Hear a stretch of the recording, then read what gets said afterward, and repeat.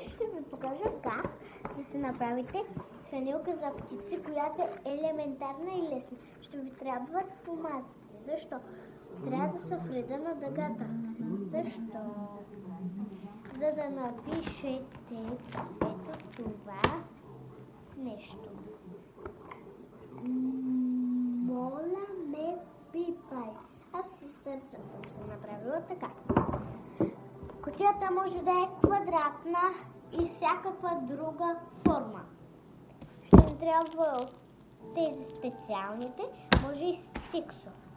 Аз направих и стиксо и с...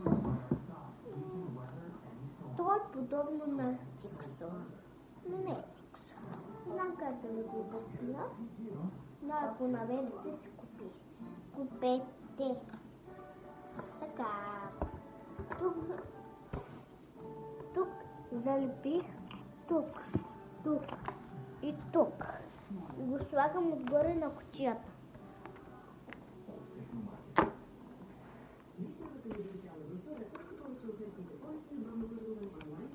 Така.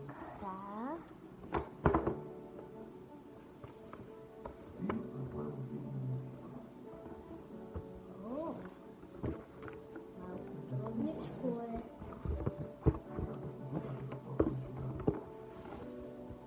Готово. Не се ядосвайте, защото се разлепя много лесно.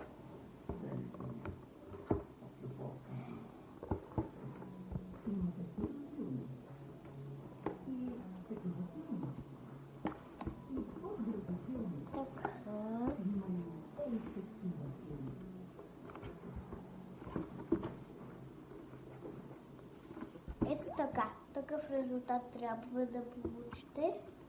Ето, това да е залепено за кутията.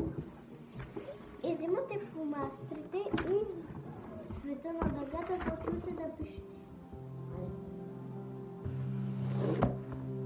Разлепя сега. Моля, не пипай.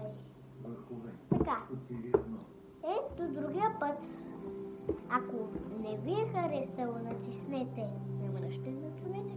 Ако ви е харесало,